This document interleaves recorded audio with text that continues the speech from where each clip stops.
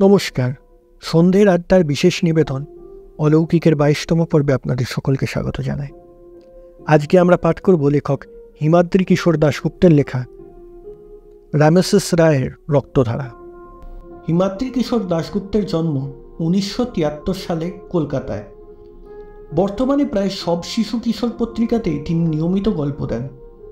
আজকের গল্প আমরা নিয়েছি দেবসাহিত্য কুটির থেকে প্রকাশিত এবারও ভয়ঙ্কর থেকে। তাহলে শুরু হতে চলেছে আজকের গল্প।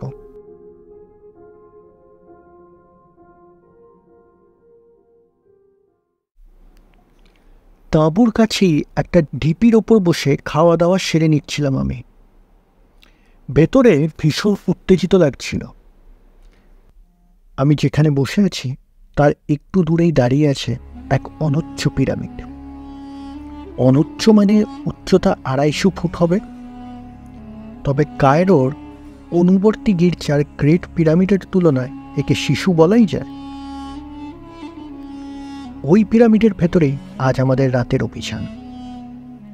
আমি পুরাতত্ত্ব গবেষক হারবার্ট। আমার জীবন যৌবন যার খোঁজে উৎসর্গ করে আজ পার্থক্যের সীমানায় এসে উপনীত হয়েছি। অমানসিক পরিশ্রম করে দিনের পর দিন, বছরের পর বছর অতিবাহিত করেছি এক ঊষর মরুভূমির দেশে। তা আজ আমার প্রায় করতলগত। ফারাও দ্বিতীয় রামেসিসের বংশধর রামেসিস রায়ের কবর। এই পিরামিডের এক গোপন কক্ষে লুকিয়ে রাখা আছে তা। ফারাও রামেসিসের মতো অতুলনীয় কীর্তিকাহিনী তিনি স্থাপন করে যেতে পারেননি।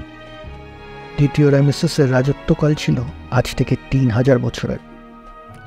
মিশরের ইতিহাসের সবথেকে গৌরবোজ্জ্বল অধ্যায় ছিল তার রাজত্বকাল। আবু সিম্বলের গ্রেট টেম্পল সহ বহু পুরাকীর্তির জনক তিনি। ফারাও রামেসিস ও তার প্রিয় রানী নেফারতিতি বহু মূর্তি আজও খোদিত আছে বহু প্রাচীন মন্দিরের গায়ে। কিন্তু রামেসিস রায়ের খোঁজ পাওয়া যায় না কোথাও।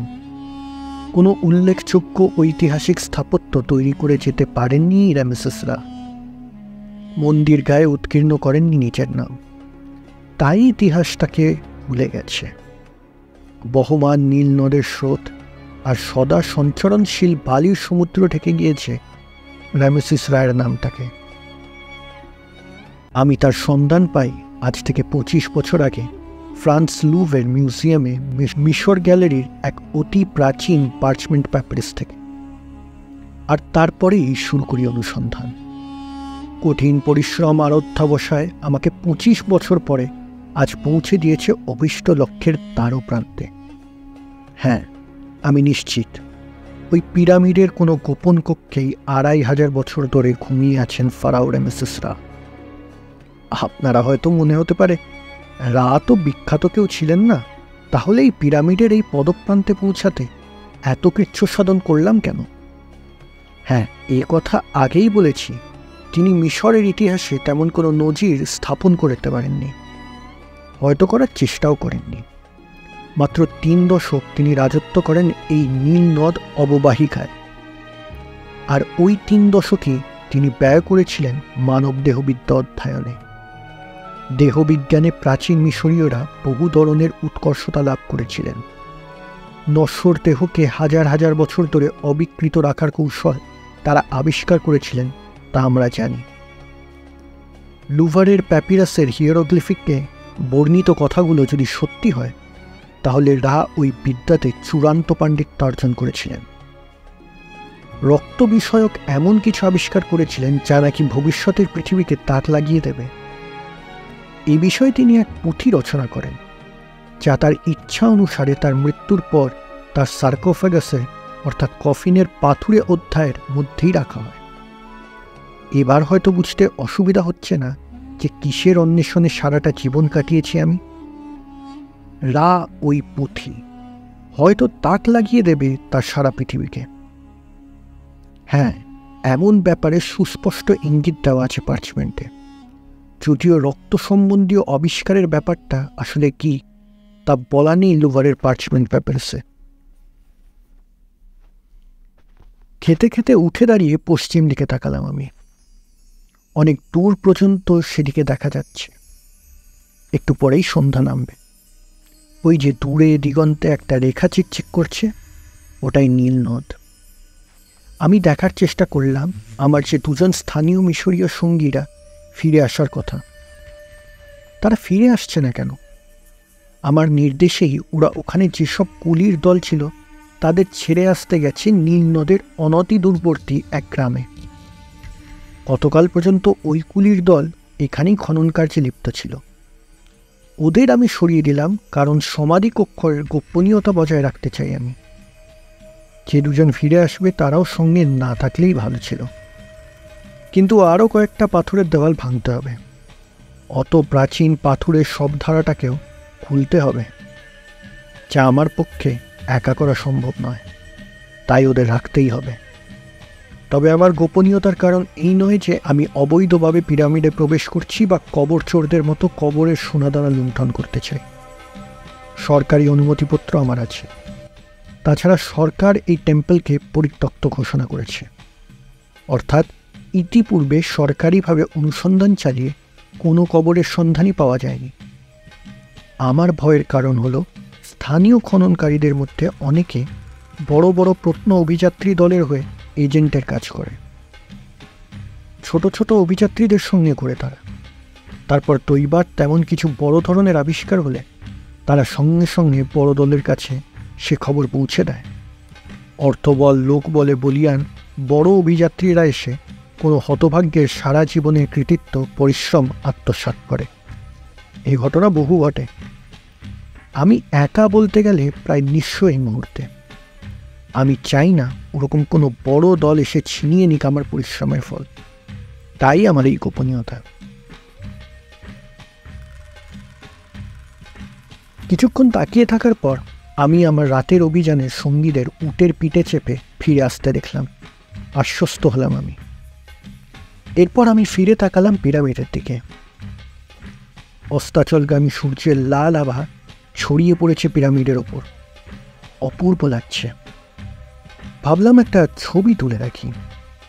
টিভি থেকে নেমে তাঁবুর দিকে ক্যামেরা আনবার জন্য এগোতে যাচ্ছি, ঠিক সেই সময় দেখতে পেলাম একটা লোককে সমাধি মন্দিরের কয়েক হাত তফাতে দাঁড়িয়ে চেয়ে আছে অস্তাচলগামী সূর্যের দিকে। হালকা ঝুঁকে প্রার্থনার ভঙ্গিতে যেন সে দাঁড়িয়ে। এখানে লোক এলো কোথা থেকে? আমি একটু দাঁড়িয়ে অবাক হয়ে চেয়ে রইলাম তার দিকে। একটু পর যেন আমার অস্বস্তি সম্বন্ধে সচেতন হলো লোকটা।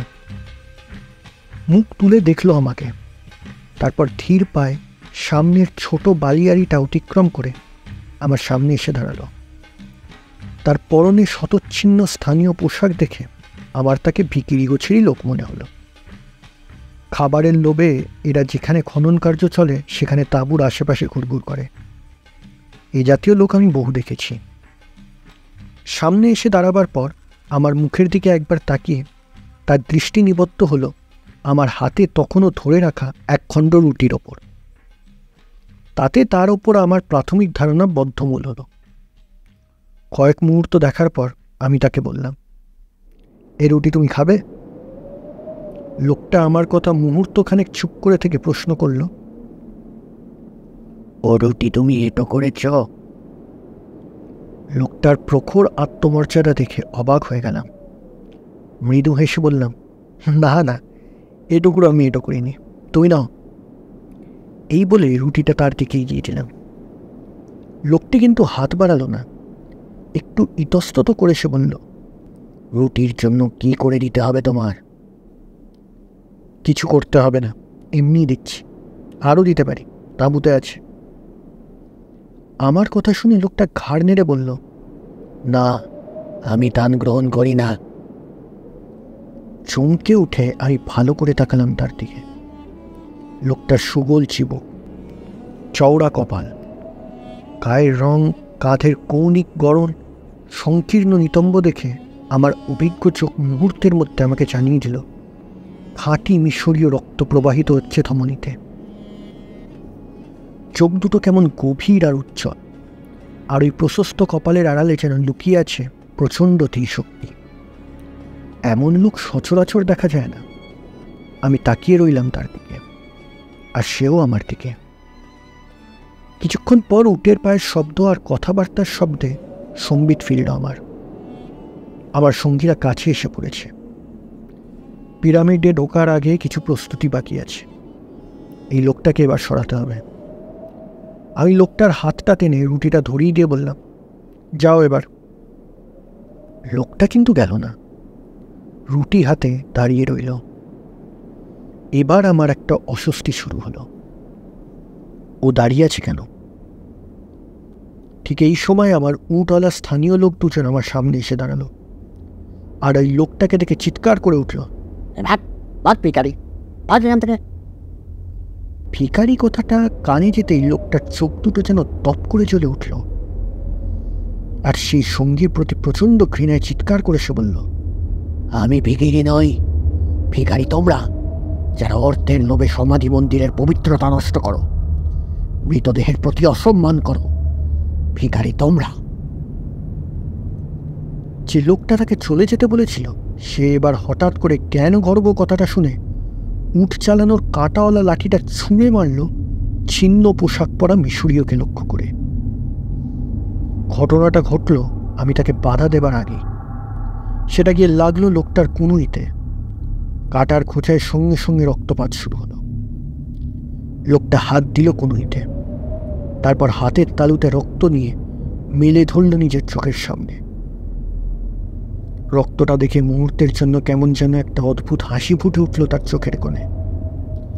এরপর সেই অদ্ভুত লোকটা আর দাঁড়ালো না। আমার দিকে একবার তাকিয়ে ধীরে ধীরে অদৃশ্য হয়ে গেল পিরামিডের আড়ালে। লোকটা চলে যাওয়ার পর যে লোকটা লাঠিটা ছুঁড়েছিল তাকে আমি তিরস্কার করলাম। তারপর আমি তাদের নিয়ে তাঁবুর দিকে এগোলাম আজকের রাতের অভিযানের প্রস্তুতি নেওয়ার জন্য। অভিযানের উত্তেজনায় কিছুক্ষণের মধ্যেই আমি ভুলে গেলাম ওই লোকটার কথা। সূর্য ডুবে গেল।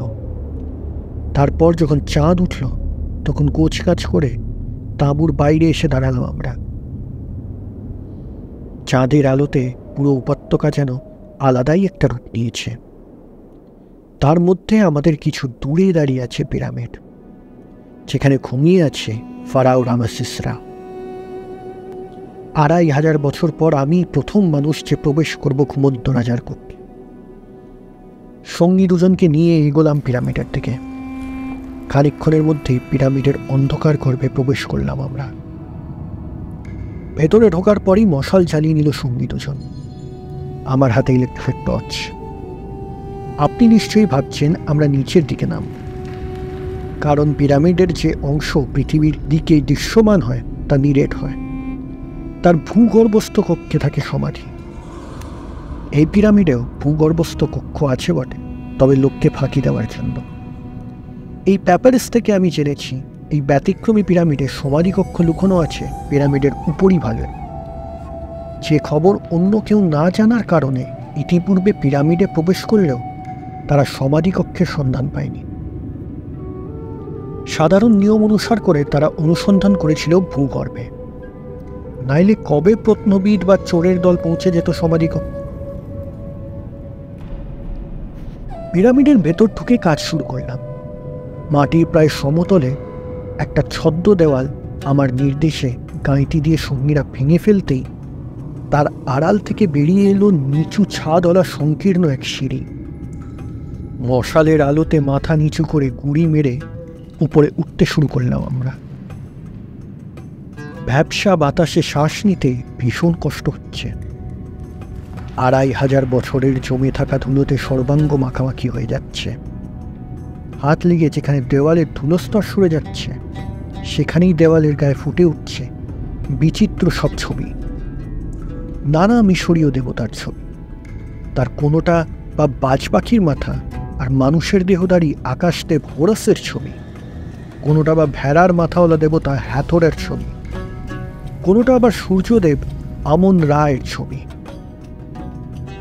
সিঁড়ি সোজা ওপরে ওঠেনি, ঘুরে ঘুরে ওপরে উঠছে। মাঝে মাঝে অপরিসর সব কক্ষ, তার দেওয়ালেও বিচিত্র সব ছবিতে চিত্রিত। অমানুষিক 150 ফিট ওপরে ওঠার পর একটা পাথুরে দেওয়াল আমাদের পথ আটকে দাঁড়ানো। বেশ শক্ত দেওয়াল। সে দেওয়াল ভাঙতে আমাদের ঘণ্টাখানেক সময় লাগলো। তার ওপাশে এক প্রশস্ত সিঁড়ি সোজা উপরে উঠে গেছে। সেখানে পা রেখেই বুঝতে পারলাম এই সিঁড়ি আমাদের পৌঁছে দেবে আমাদের অভীষ্ট কক্ষের কাছে। সিঁড়ির দুপাশের দেওয়ালে আঁকা রয়েছে মৃত ফারাওদের শেষ যাত্রার ছবি। সত্যি সেই সিঁড়ি আমাদের কিছুক্ষণের মধ্যেই পৌঁছে দিল এক চত্বরের মতো জায়গায়। তার একপাশে একটা দরজা, চত্বর সংলগ্ন কক্ষে প্রবেশের জন্য। আর সেই দরজার সামনে পা ছড়িয়ে বসে দরজা আগলাচ্ছেন প্রাচীন মিশরীয়দের কুকুরদেহী মৃত্যুদের আনুবেসের পাথরের মূর্তি। মশালের আলোতে তার চোখ আর থাবার নখ ঝলঝল করছে। কেমন যেন একটা হাসি ফুটে উঠছে তার মুখে। সে হাসি পরিহাস করছে অবার্চিনা গন্তুকদের। কারুকাজ করা প্রাচীন কাঠের দরজার দুপাশে পাথুরে দেওয়ালে খোদিত স্বর্গদেব অসাইরিসের মূর্তি। যা দেখে আমার বুঝতে অসুবিধা হলো না এই দরজাই হলো সমাধিকক্ষের প্রবেশ মুখ। উত্তেজনায় আমার পা তখন কাঁপতে শুরু করেছে। চৌকাঠের ধুলো সরিয়ে দরজা খুলতেই একটা কাণ্ড ঘটল। ভিতরের কক্ষের এক পাশের পাথুরে দেওয়ালের এক পাশ যেন ঘর ঘর শব্দে সরে গেল, আর সেখান দিয়ে এক রাশ চাঁদের আলো এসে ঢুকল সমাধিকক্ষে। আমরা পা রাখলাম ঘরের ভেতরে। ঘরের ঠিক মাঝখানে একটা বেদির মতো জায়গাতে রাখা আছে পাথরের তৈরি সমাধার। দেওয়ালের গায়ের নানান কুলুঙ্গিতে মমির অন্তর্যন্ত্র রাখার ফুলদানির আকৃতি সোনার পাত্র। ফারাওয়ের ব্যবহৃত বহুমূল্য সব জিনিস চাঁদের আলোতে ঝলমল করছে সেসব। প্রাথমিক বিস্ময়ের ঘোর কাটাতে বেশ কিছুক্ষণ সময় লাগলো আমার। তারপরেই আমি সঙ্গীদের নির্দেশ দিলাম সার্কোফ্যাগাসটা খুলে ফেলার জন্য। তারা গাইটির চার দিয়ে সমাধারটা খোলার চেষ্টা করতে লাগলো, আর আমি উন্মুক্ত দেওয়ালের কাছে গিয়ে তাকালাম বাইরের দিকে। চাঁদের আলোতে বাইরে বহু দূর পর্যন্ত দেখা যাচ্ছে। বুঝতে পারলাম এখন আমরা পিরামিডের উপরে অবস্থান করছি। ২৫০০ বছর পর চাঁদের আলো মুক্ত বাতাস প্রবেশ করছে এই কক্ষে। ভাবতেই আমার কেমন অদ্ভুত লাগলো। আমি তন্ময় হয়ে তাকিয়ে রইলাম চাঁদের দিকে। হঠাৎ বেশ শব্দ করে সমাধারের আচ্ছাদন মেঝেতে খসে পড়ল। যারা কাজ করছিল তারা ঝুঁকে পড়ল সমাধারের ভেতর। আমিও এগোলাম সেদিকে, কিন্তু তার কাছাকাছি পৌঁছাবার আগেই আমার সঙ্গী দুজনের একজন চিৎকার করে অপরজনকে বলল, এই রাজার ঐশ্বর্য আমি নেব, শেষ করে দেই সাহেবটাকে। মুহূর্তের মধ্যে আমি বুঝতে পারলাম কি হতে যাচ্ছে। সঙ্গে সঙ্গে ঘরের একটা দেওয়ালের কাছে প্রাণ বাঁচাবার জন্য সরে এলাম আমি, আর আমার সঙ্গী দুজন গাইটি হাতে এগিয়ে আসতে লাগলো আমার দিকে। অসহায়ভাবে আমি তাকিয়ে রইলাম তাদের দিকে। ক্রমশ এগিয়ে আসছে তারা। তখন আমার প্রায় কাছাকাছি এগিয়ে এসেছে। ঠিক সেই সময় দরজা দিয়ে ঘরের ভেতর প্রবেশ করল এক মূর্তি। তাকে দেখে গাইটি হাতে লোক দুটো থমকে দাঁড়িয়ে পড়ল। চাঁদের আলো এসে পড়েছে সেই লোকটার মুখে। কয়েক মুহূর্তের মধ্যেই আমি চিনতে পারলাম তাকে। বিকেলে রুটির জন্য আসা সেই মিশরীয়। ওই কবরের খোঁজ পেল কিভাবে? লোকটা এগিয়ে আসতে লাগলো গাইটি ধরা দুজন লোকের দিকে। হঠাৎই এরপর আমার সঙ্গী দুজনের গলা দিয়ে বেরিয়ে এলো এক ভয়ার্ত চিৎকার। গাইটি ফেলে লোকটাকে দেখে পালাবার জন্য ছুটল উন্মুক্ত দেওয়ালের দিকে। দেওয়ালের বাইরে যে মহাশূন্যতা, খেয়াল রইল না তাদের। প্রাণ ভয় ঘর ছেড়ে বাইরে লাফ দিতেই অতল গহ্বর গ্রাস করে নিল তাদের। কয়েক মুহূর্তের মধ্যেই ঘটে গেল ব্যাপারটা। আমার সঙ্গী দুজনের অন্তর্ধানের পর লোকটা ফিরে তাকালো আমার দিকে। তারপর আমার উদ্দেশ্যে শান্ত কণ্ঠে বলল, তুমি চলে যাও এখান থেকে। সম্পদ লুণ্ঠন করে কবর অপবিত্র করো না। শান্তিতে ঘুমোতে দাও ফেরাওকে। আকস্মিক মৃত্যুর মুখ থেকে রক্ষা পাবার বিহ্বলতা কাটিয়ে আমি ত্রাণকর্তার জবাবে বললাম, আমি কবর লুণ্ঠন করতে আসিনি, এসেছি ফারাওয়ের পুঁথির খোঁজে। আমি জানতে চাই তাতে এমন কি লেখা আছে যা 1000 বছর পরেও মানুষকে বিস্মিত করবে। এই পুঁথিটাই শুধু প্রয়োজন। যা রাখা আছে ওই সবাধারে। কয়েক মুহূর্ত স্থির দৃষ্টিতে তাকিয়ে থাকার পর মিশরীয় আমার কথা শুনে বলল, হ্যাঁ, ওটা ওখানেই আছে। ওটা তুমি পাবে না, তবে তোমার প্রশ্নের জবাব তুমি পাবে। তোমার রুটির দাম মিটিয়ে দেবো আমি। এই বলে সে উন্মুক্ত কফিনের কাছে এগিয়ে গিয়ে আমাকে ইশারাতে কাছে ডাকল। কম্পিত পায়ে আমি এগিয়ে গেলাম সেখানে। তারপর লোকটার আঙুলের নির্দেশে উঁকি দিলাম সার্কোফ্যাগাসের ভেতরে। স্বর্ণভূষণে সজ্জিত ফারাও রামেসেসরা শুয়ে আছেন দারু কাঠের কফিনে। তার বুকের ওপর রাখা আছে অমূল্য সেই পুঁথি। ফারাও তার হাত দুটো দিয়ে পুঁথিটাকে চেপে ধরে রেখেছেন। আর এরপরেই ফারাওয়ের মুখে বসানো সোনার মুখোশটা দেখে চমকে উঠলাম আমি জানি ওই মুখোশ জীবিত ফারাওদের মুখের হুবহু প্রতিলিপি হয়। আর ওই মুখের আরেক মালিক জীবন্ত হয়ে দাঁড়িয়ে আছে আমারই সামনে, হুবহু এক মানুষ। আমার সঙ্গীরা কেন বাইরে ছাপ দিল তা এবার বুঝতে পারলাম আমি। চমকে উঠে আমি সামনে দাঁড়িয়ে থাকা মূর্তিকে বললাম, তুমি কে? মিশরীয় জবাব দিল, ভয় পেও না, আমি মানুষ, রামেসেস রায়ের বংশধর। আমি বিস্মিত হয়ে তাকিয়ে রইলাম তার দিকে। লোকটা এবার আমাকে বলল, পুঁথিতে কি লেখা আছে তা নিশ্চয়ই এখন অনুমান করতে পারছো তুমি। এবার তাহলে কক্ষ ত্যাগ করো। আমি তার কথা শুনে অবাক হয়ে বলতে যাচ্ছিলাম, পুঁথি পাঠ না করে আমি কি করে বুঝলাম ওতে কি লেখা আছে? কিন্তু তার আগেই আমার চিন্তা শক্তি ঝিলিক দিয়ে উঠল। হ্যাঁ, আমি বুঝতে পারলাম ওতে কি লেখা আছে। লেখা আছে রক্তের বিশুদ্ধতা রক্ষা করার এমন এক কৌশল, যাতে কয়েক হাজার বছর পরও বংশধরের মধ্যে ফুটিয়ে তোলা যায় নিজের প্রতিলিপি, বহু একই রকম, যার প্রমাণ এখন আমার সামনে বিদ্যমান। আমি আর কথা বললাম না। কফিনে শায়িত প্রজ্ঞাবান ফারাওয়ের প্রতি নীরবে অন্তরের শ্রদ্ধা জ্ঞাপন করে ঘর ছেড়ে বেরিয়ে এলাম। পিছনে ঘরের ভেতর একটা শব্দ হলো। বুঝতে পারলাম দেওয়ালের ফাটলটা আবার বন্ধ হয়ে গেল। তারপরে বন্ধ হয়ে গেল দরজাও। পরদিন সকালে তখন আমার রাতের অভিযানের সহচরদের কবর দিয়ে উঠের পিঠে মালপত্র বাঁধছি। কিছুক্ষণ আগেই একটা বড় দল এখানে এসেছে সিনেমার শুটিং করার জন্য। অনেক লোকজন তখন পিরামিডের চারপাশে ঘুরে বেড়াচ্ছে ফেরাওদের পোশাক সেজে। হঠাৎ কানে এলো আমার কাছাকাছি একজন লোক তার সঙ্গীকে বলছে, ওই ঢিপির ওপর যে ভিখারিটা বসে আছে তাকে খাবার দিতে গেলাম, নিল না। ও বলে কিনা ও রাজার বংশধর, দান নেয় না। কথাগুলো শুনে তার সঙ্গী বলল, লোকটা নির্ঘাত পাগল হবে। কথাগুলো কানে যেতেই আমি চমকে তাকালাম ঢিপির দিকে। ঢিপির ওপর বসে সেই মিশরীয় তাকিয়ে আছে আমার দিকে। লোক দুজনের কথাগুলো মনে হয় তার কানেও পৌঁছেছে। একটা চাপা হাসি ফুটে উঠছে তার ঠোঁটের কোণে। মাথা ঝুঁকিয়ে এসে আমার উদ্দেশ্যে বিদায় সম্ভাষণ জানালো। আমি প্রত্যুত্তরে মাথা ঝুঁকিয়ে উঠে বসলাম উঠের পিঠে। রামেসেস রার পিরামিড তখন প্রভাতী সূর্য কিরণে ঝলমল করছে।